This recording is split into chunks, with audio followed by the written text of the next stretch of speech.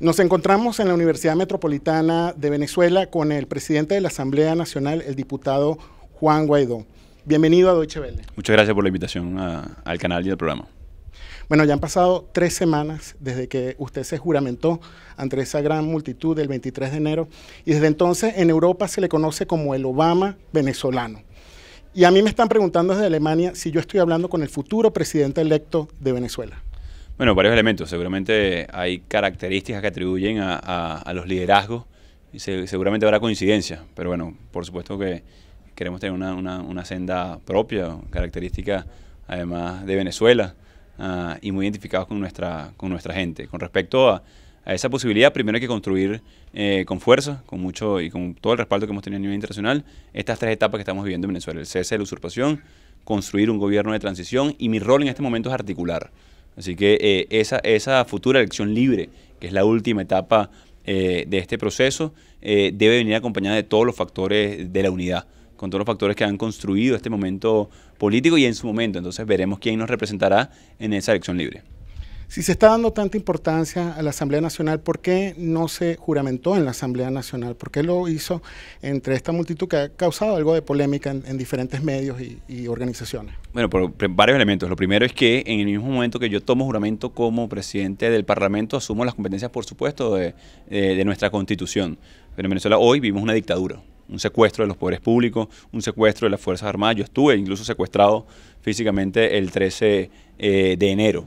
Y dijimos, el mismo 5 de enero, cuando tomamos juramento, vamos a construir las capacidades para ejercer funciones, para poder llevar resultados a nuestra gente, para poder nosotros reunir el poder político, social, de movilización organizativo, para poder lograr el cese de la usurpación. Entonces, y reunir las competencias, la gran movilización de la gente, la sociedad civil que se mantiene activa y agitando socialmente en las calles de Venezuela, el respaldo internacional, el llamado claro a las Fuerzas Armadas, nos permite entonces nosotros ejercer competencias. Y el 23 de enero habíamos reunido parte de estos elementos. Y fíjate cómo digo parte, porque aún seguimos hoy en Venezuela en una dictadura que amenaza con armas, que amenaza con cárcel, que amenaza con elecciones que no existen en el caso del Parlamento. Y debemos seguir reuniendo esas competencias para ejercer plenamente, lograr el cese de la usurpación y conformar un gobierno de transición que nos lleve a elecciones.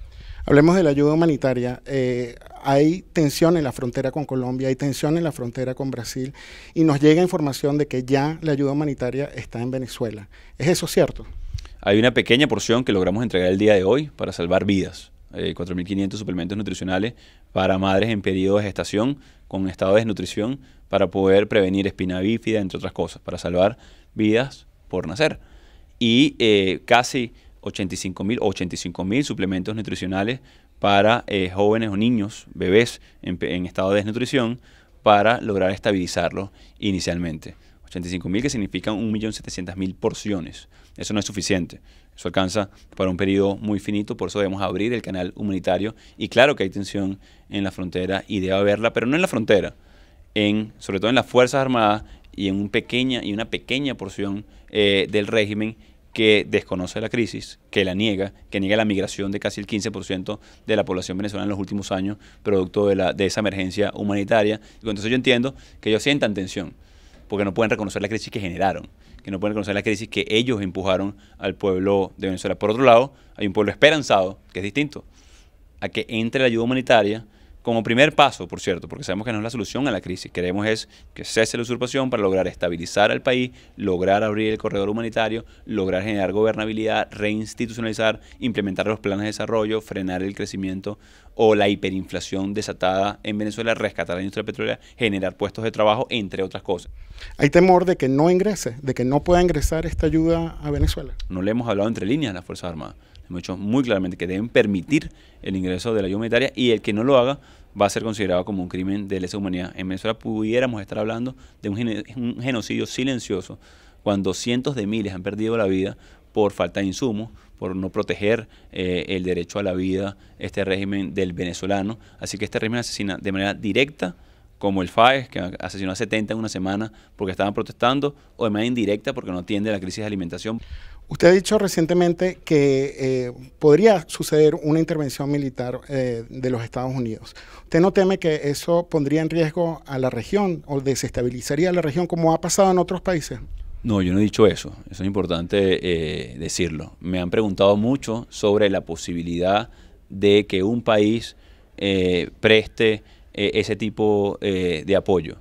Y yo he dicho claramente que todas las decisiones que va a tomar Venezuela de manera soberana en el ejercicio de nuestras competencias, como presidente encargado, como Parlamento Nacional, salvaguardando la vida de todos los venezolanos, procurando un poco o ningún costo social, generando estabilidad, gobernabilidad para el país, atención a la emergencia, salir de una dictadura, en el ejercicio de nuestras competencias decidiremos cuál es esa fuerza necesaria para lograr el cese de la usurpación. La prensa internacional es muy fácil como llevar todo a ese solo elemento y es desconocer lo que ha sido la lucha de años o minimizar la lucha de años de construir mayoría, de habernos enfrentado a una dictadura que resista en los valores democráticos venezolanos, el haber ganado el Parlamento con mayoría abrumadora, el haber votado una y otra vez, el haber protestado, el tener más de 1000 presos políticos, 300 se mantienen hoy todavía tras las rejas o en casa por cárcel o asilados, exilados. Entonces, eso que trata de hacer ver que es una opción,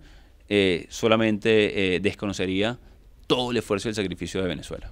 Sí, pero es visible que hay mucho apoyo de parte de los Estados Unidos a su gobierno de transición y hay el temor de que eso sea un arma de doble filo, porque también lo utilizan sus enemigos para atacarlo. ¿No cree usted? Bueno, no le quedan muchos más argumentos, pero también sería minimizar, por ejemplo, que Alemania nos da un respaldo importante, que ha aportado un fondo además muy importante, el cual agradecemos muchísimo a la ayuda humanitaria, lo que hace Chile, Colombia, Ecuador, Perú, Paraguay, Inglaterra, Francia, España, Marruecos, Israel, Japón y otros 60 países. Es la coalición más grande del mundo en respaldo de la causa constitucional democrática de Venezuela. Entonces, de nuevo, o sea, es querer exacerbar y traspolar un conflicto que no es el venezolano. El venezolano tiene una coalición sin precedentes de respaldo de países a una causa democrática, constitucional. Y en estos días me preguntaban, bueno, ¿y por qué usted sigue libre? Porque estamos en el marco de nuestra Constitución, porque hay un masivo respaldo popular respaldando esta causa por el apoyo y reconocimiento de la comunidad internacional, pero en definitiva porque esto es un elemento profundamente democrático y popular. ¿Cree que Europa ha hecho suficiente para ayudarlo en este proceso? Bueno, yo creo que Europa ha hecho muchísimo, no solamente en un marco inédito de sanciones a funcionarios corruptos y violadores de derechos humanos, el reconocimiento a un gobierno encargado que debe convocar elecciones una vez cese la usurpación de manera inmediata, el respaldo de la ayuda humanitaria, los pronunciamientos constantes. Yo creo que hay una participación activa por valores fundamentales en este país que son la democracia y la libertad. Hemos visto a pocos militares reconocerlo a usted como presidente encargado de Venezuela. ¿A qué se debe que es tan visible el apoyo militar hacia Nicolás Maduro en estos momentos? Bueno, varias cosas. Uno, que tienen los medios de comunicación nacional. Probablemente ustedes, los que nos están viendo, nos han visto en mucha prensa internacional, en algunos periódicos, y los invito a contrastar en cuántos programas de televisión me han invitado en Venezuela. Ninguno. Es impresionante. Cuando el mundo entero está muy pendiente de lo que pasa en Venezuela, producto de la censura, de la dictadura, no hay ningún medio. Porque hay un paralelismo con esto. Porque la verdad, el 90 u 80% de las Fuerzas Armadas siente lo mismo que el 80% de la población.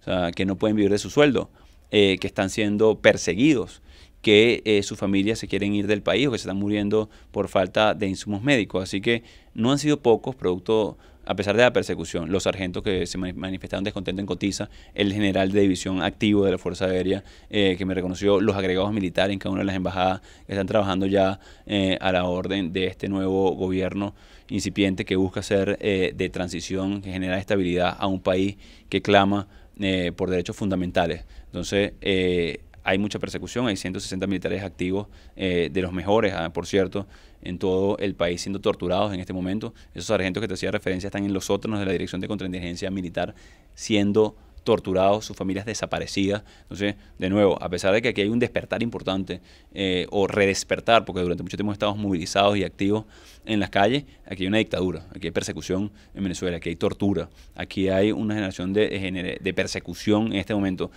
Y lo que me permite aquí seguir hablando contigo, de nuevo, es la gran movilización popular, es el respaldo internacional y es nuestra constitución. No porque no haya tentaciones, ya me secuestraron una vez, ya han amenazado en un par de ocasiones a mi familia, ya hemos visto lo que hacen con la disidencia en Venezuela y es probable que lo vuelvan a intentar, pero seguiremos firmes en el ejercicio de nuestras competencias. Sí, de hecho, Diosdado Cabello, el presidente de la Asamblea Nacional Constituyente, dijo que en lo que baje la presión, lo quiere meter preso.